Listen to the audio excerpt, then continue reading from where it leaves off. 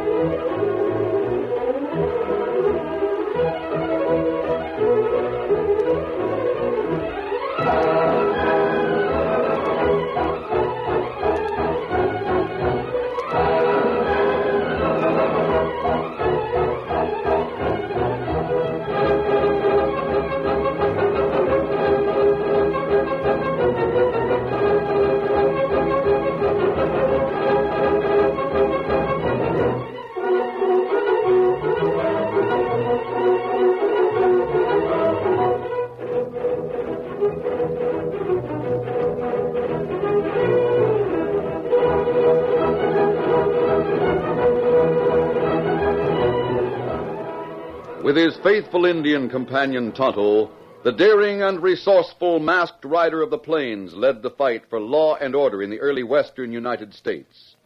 Nowhere in the pages of history can one find a greater champion of justice. Return with us now to those thrilling days of yesteryear. From out of the past come the thundering hoofbeats of the great horse Silver. The Lone Ranger rides again. Come on, Silver. Let's go, big fellow. I'm Silver. Away!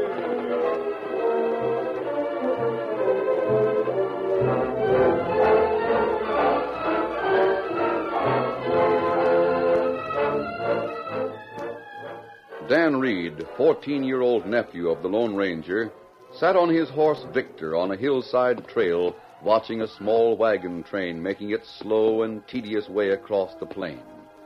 3 prairie schooners made up the train, and as Dan watched the billowing canvas tops, he wondered what sort of people were in the wagons, from what point in the east had they come, and at what point in the great west would they settle.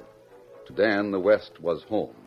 And he was always fascinated by the fact that his great open country could attract people from the big eastern cities, regardless of the dangers and hardships they invariably had to overcome in the transition. Suddenly, Dan's thoughts were rudely interrupted. Oh, Victor. Oh, boy. Easy, boy. Steady. I'll have to take cover. Somebody tried to shoot me. Oh, I'm too late. Better try to... Oh, fella. Oh, there. Oh. Say, was it you who just shot at me? Why, sure. Say, you're nothing but a kid. You know what? I thought you were an Indian. That's why I took a shot at you. He might have killed me. Ah, you're not hurt, kid. What's your name? Steady, boy. Dan Reed. What's yours? Me? I'm Bob Ferris. What? Well, you're not much older than I am. Who says so? I'm almost 16, if you want to know. You don't look that old. Listen, you'll start trouble if you go around shooting at Indians. The Indians around here are all friendly. Oh, don't try to tell me. Everybody shoots at Indians. I heard all about it in Kansas City. Oh, so that's where you're from. I thought you sounded like an Easterner. Easterner? That isn't so awful far east. Hey, you see that wagon train down there? Yeah, what about it? My old man's wagon's in it. He's leading it. You're with that wagon train? Sure. Old man pulled up stakes in Kansas City because of me. Was always getting in trouble. So he thought coming out this way would change me. He don't know it, but someday I'm going to be a second Billy the Kid, that's what. You mean you want to be an outlaw? Oh, sure. As soon as I practice up enough in riding and shooting. You have to be tough to get along in the world these days. Found that out in Kansas City. Say, don't you carry a gun, kid? No, I don't. Ah, then you don't know how to shoot. Is that it?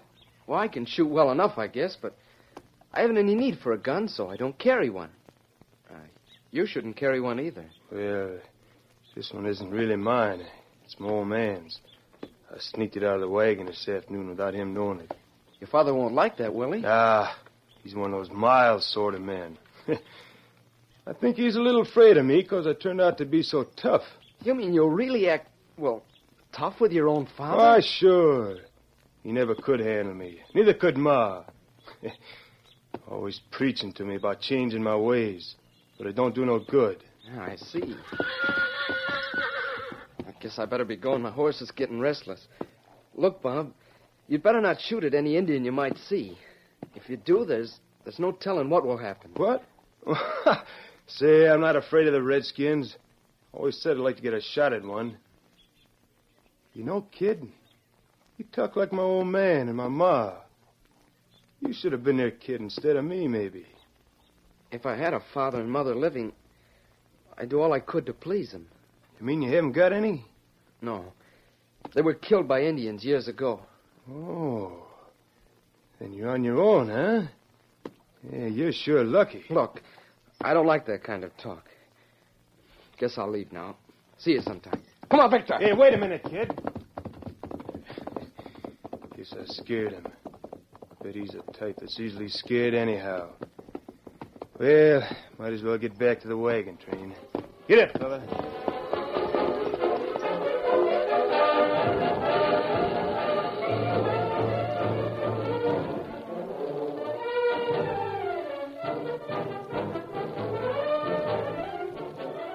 Dan attended to certain errands in a nearby town.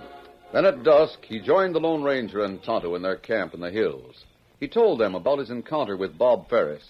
He acted awfully tough, and I didn't like the way he talked about his mother and father. A boy like that needs a firm hand, Dan. His parents probably have been too mild with him. And, too, he might have been in with a tough crowd of boys in Kansas City.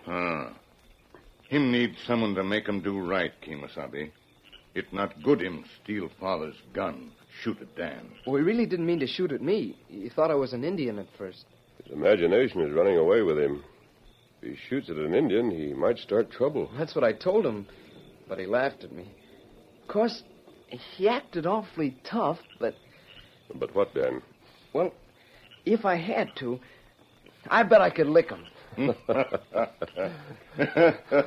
Dan, you don't often talk like that. Maybe Dan, him get tough now, eh? No, but I didn't like the way he talked.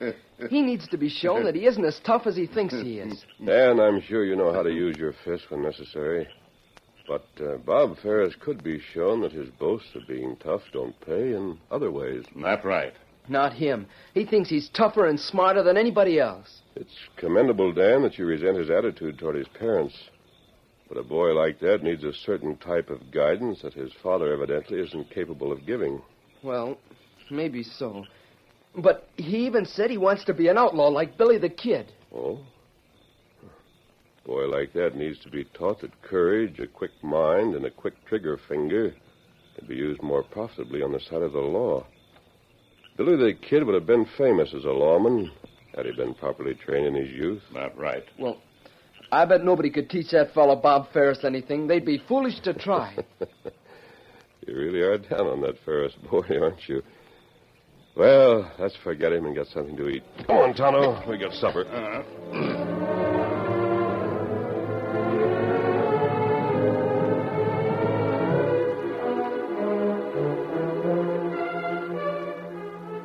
The following morning, Tonto and the Lone Ranger were riding west from their camp, keeping to the shady trail that skirted the hills. Suddenly, the Lone Ranger motioned for a halt. Right up, Tonto. Whistle. Oh, fella. Listen, Tonto. You hear war cry Indians, Kemosabe? Sounds like an attack of some kind. Come on, Silver. Get 'em up, Scout. Coming from down the plain. Racing along the trail at breakneck speed, the masked rider of the plains and Tonto rounded the hill before them so that the plain was visible. It was then they realized the meaning of what they heard. Look, Tonto. Indians attacking those 3 wagons out on the plain. That's not good. Get your guns ready, Tonto. We'll have to help them. Swerving from the trail, the Lone Ranger and Tonto urged their mounts across the rolling prairie toward the scene of battle. Now, Tonto, let them have it.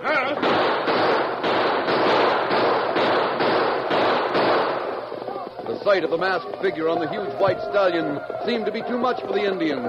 With a final burst of gunfire and with ear-splitting whoops, they fled over the prairie toward the shelter of a wooded hill beyond. They're leaving, Tonto. Within a few minutes, the Lone Ranger and Tonto arrived at the scene and reined up near the lead wagon, where a woman was leaning over a man who lay wounded on the ground. John, you're hurt bad. Hey, big fella, maybe we can help, Tonto. We try.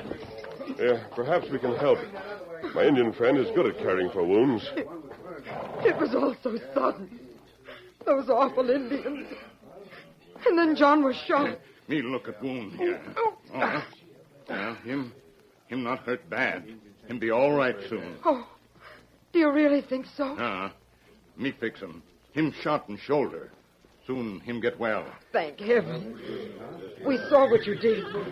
At first, when we noticed that mask, we were sure you were going to help the Indians. I'm not an outlaw, Mrs. I'm Mrs. Ferris. This is my husband, John. We're all so thankful to you. That's right. We were glad to be of help. I'd like to find out what aroused the Indians to the point of attacking like that. They're usually quite peaceful around here. I know why they did it, stranger. I know.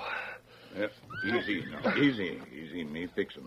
It isn't too painful for you to talk, Mr. Ferris. Perhaps you'll tell us what you know. I feel better now.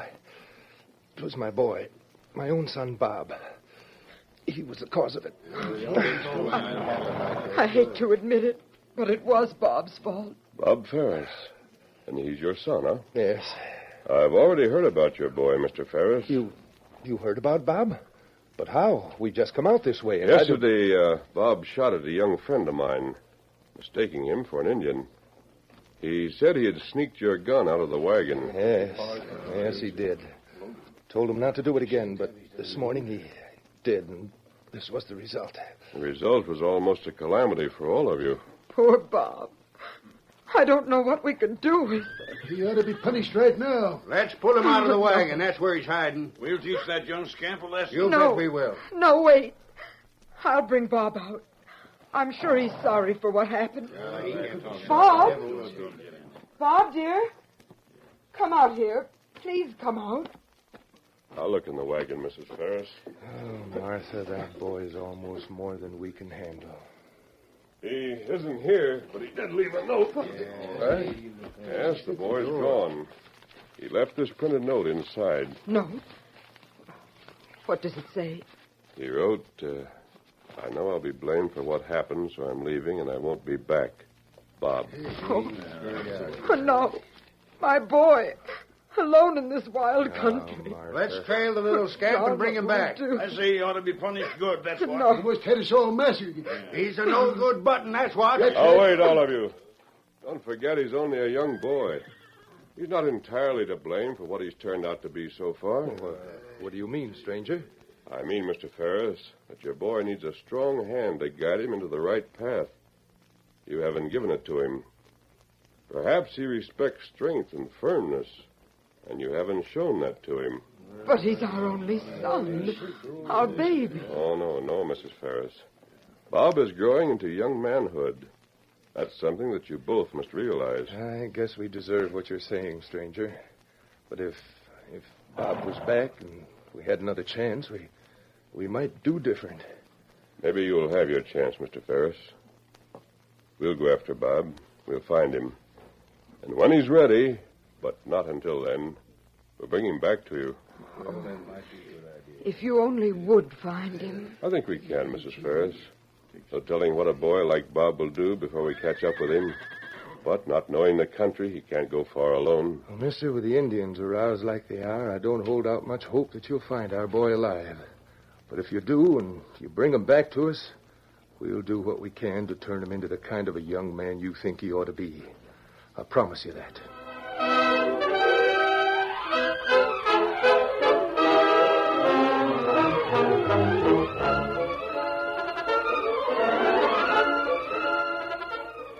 The curtain falls on the first act of our Lone Ranger story.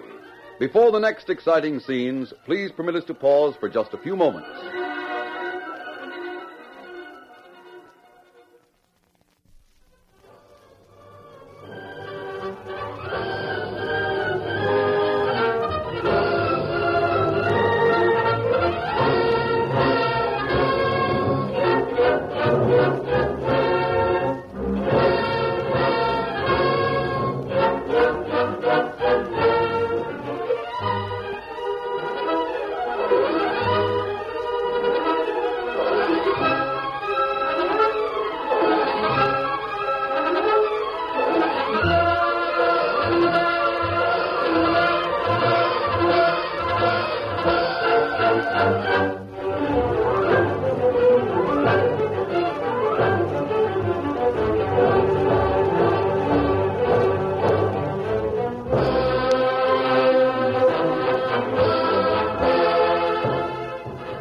Now to continue our story. After promising that they'd do what they could to find young Bob Ferris, the Lone Ranger and Tonto left the encamped wagon train, and cutting sign on the youngster, they rode westward into the hills. I hope we find him before dusk sets in, Tonto. A boy of his age is bound to be frightened alone in these hills after dark. It's not safe. I know. Oh, wait, Kimasabi. Oh, wait. Silver, boy. Oh, Scout. Oh, fella. Steady. Look like tracks leave trail here. Go to canyon over there. Yes, it does look that way. We should set him before long. We'll ride toward the canyon. Come on, Silver. Get him up, Scout.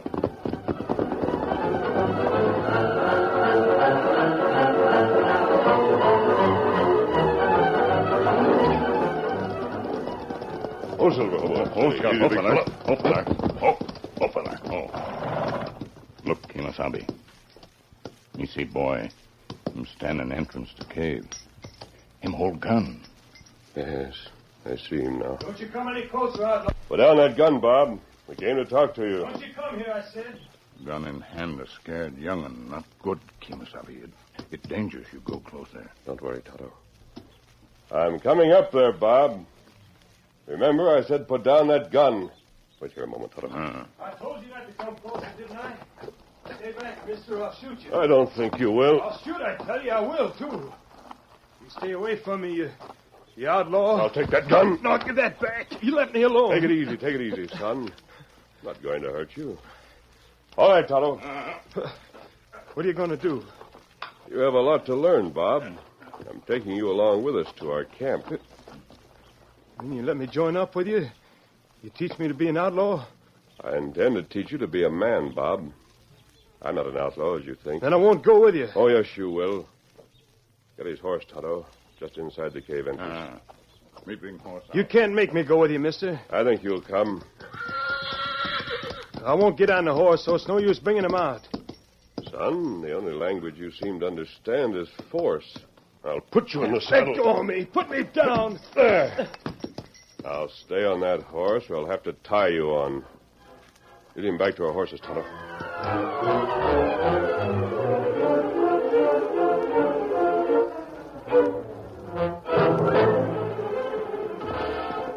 It was dark when the Lone Ranger and Tonto with Bob Ferris arrived at their camp and stopped within the glow of the campfire which Dan had started. Oh, Silver. Oh, steady. Easy, man. Oh. Now dismount, Bob. Steady, boy. You're just a big bully, that's what. If I was as big as you, I'd show you I'm just as tough as you are. I don't claim to be tough, Bob. You sure talk funny for a man who wears a mask like an outlaw and picks on kids. Hello, Bob. Remember me? You're the kid I met yesterday. What are you doing here? Well, these are my friends. If that masked friend of yours thinks he's going to talk me into being a sissy like you, I'd like to see him try it, that's what. Now, wait, Bob. You can't get away with talk like that. I am getting away with it. Who's going to stop me? Listen to me a minute, son. Aren't you sorry for what you did today? You know your father's wounded because of you. Yeah, maybe my old man deserved it for always preaching and everything. I'm not you, Bob. Just because you're so big, you're going to get tough with me. Is that what you mean? Well, I'm not afraid of you. No, Bob. I'm not going to get tough, as you put it. But I'm going to give Dan permission to teach you a lesson. That runt? Don't make me laugh. Show him what you know about boxing, Dan. Well, come on. I'll show you how to fight. Maybe we'll both learn something. Yeah. Oh, I'll flatten you out good, that's what. Him not fight fair, I Kemosabe. expected that. Why, I'll get you for that, you little... You have a lot to learn. You caught me off balance. No, I'll show you. That one got you. You got me down. Now you Get up. Oh, I'll get you for that. No kid like you can do that to me. There. I won't let you get away with this. You've just been lucky so far. I'll fix you good for that. You're not so tough. Yeah. If you want more, get on your feet. I've had enough. All right, Dan. Go wash up. Don't. Yes, sir. Tonto, Bob needs a little fixing up. Me fixin'. As soon as you finish, we'll get supper. And I suggest, Bob, that while we're getting supper ready, you sit here and think things over. After Tonto had helped Bob clean up and brought him water, the boys sat sullen and silent, watching the masked man and his companions as they moved about the camp. He secretly admitted to himself that Dan had whipped him fairly, and in spite of himself, he felt a certain amount of respect for the boy he had tried to belittle. Then, too, Bob noticed that Dan, without question, did the various camp chores assigned to him by the Lone Ranger. Soon Bob began to wonder at the fact that the boy who had whipped him recognized the quiet, firm authority of the masked man. When Dan and the Lone Ranger approached with food, Bob's expression had changed. Here's some food, Bob. You can eat it or leave it, just as you please. Here's some hot broth, Bob. It's good, too. Well, thanks. Hey, look, Well... You were about to say something, Bob? Yeah. I guess I've been a fool. I'm sorry for what I said about you, kid. You're all right, honest. Well, thanks, Bob. So are you. Well, and you're not mad at me? No, of course not. I've been thinking. I guess there's more to getting along out here than just being tough.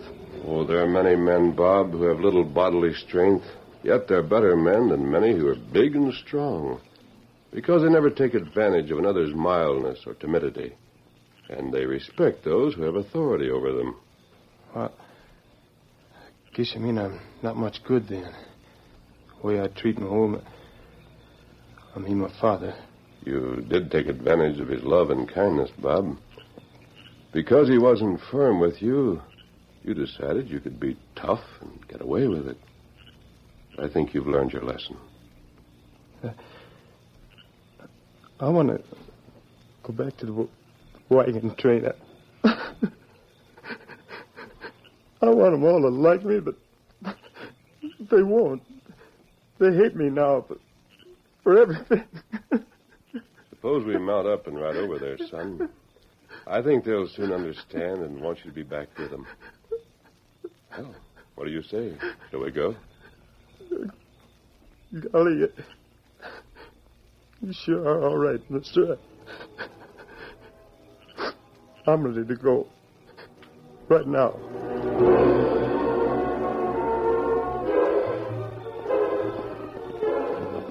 There's the wagon train. Big fire they have makes everything almost as bright as day. Oh, golly, I won't know what to say. I wouldn't worry about that, Bob. Now, we'll stop here. Hold fella. I don't know why we stopped, Kemosabe. You three wait here. I'm going to ride over there alone. I'll come back soon to get Bob. We wait with Bob. Good. Come on, Silver.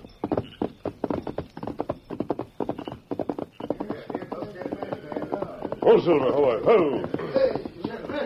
He didn't bring the kid back. Then you didn't find my boy? Maybe just as well he didn't. He's dangerous to have around. It's good riddance, I say. That's Oh, right. John, what are we going to do? Our poor boy alone in this wild country? Oh, wait a minute, all of you. I have found the boy, and he's all right. Bob wants to come back. He's sorry for the way he's acted in the past. He's willing to try to change. That kid will never change, mister. You have to show me. Oh, wait. Please let the masked man talk. Bob has learned a lesson. He learned it from another boy. A boy who believes in fair play and obedience to authority. Bob is willing to try to change. It will be difficult unless all of you help him and have patience. A boy of his age can't change overnight. But take my word for it, he wants to have another chance. Will you give it to him? Bring him back to us, mister. Yes. Yes, bring him to us. Well, I say give the kid another chance. Yeah, it's all right with me. Go get him, mister. Thanks. I knew you men would see it that way. Now, I'd like a word with Mr. Ferris alone, please. All right, stranger. What is it you want to say? Mr. Ferris, a lot depends upon you. Be patient but firm with your boy. I will, but, well, I don't understand. Underneath his so-called toughness, Bob is all right. He realized that if a boy who could thrash him was willing to recognize authority, there must be something to it. I see. If you give Bob the proper guidance, I'm sure that someday you'll be proud of him. Now, I'll go bring your boy back. Come on, Silver.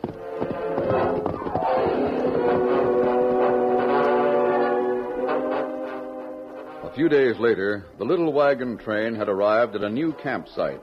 As Bob Ferris helped his father unhitch the team, he suddenly cried out, Dad, look. Here comes the masked man with Dan and Tonto. Hi there. Hello there. Hi, Tonto.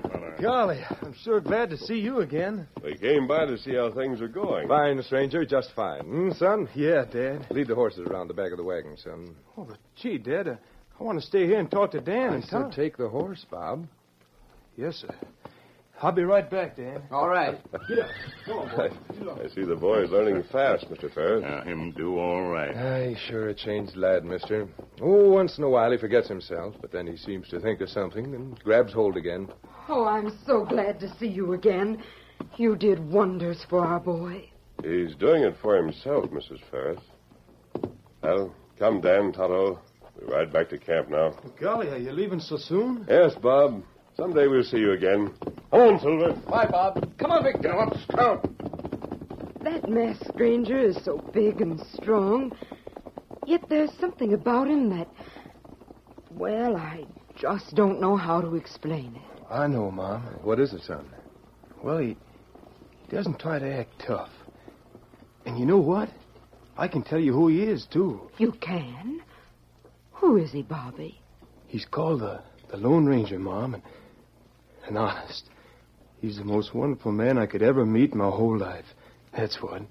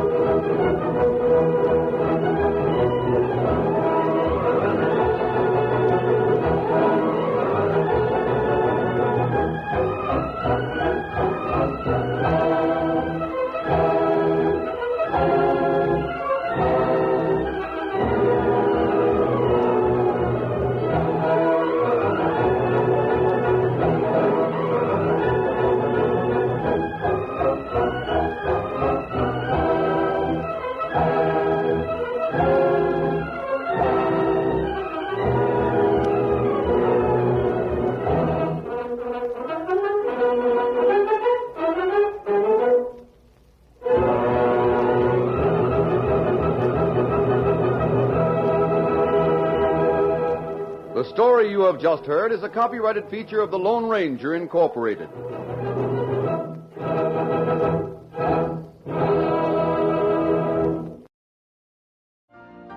You've been listening to the OTR Gold Network. Find more classic radio at otrgold.com.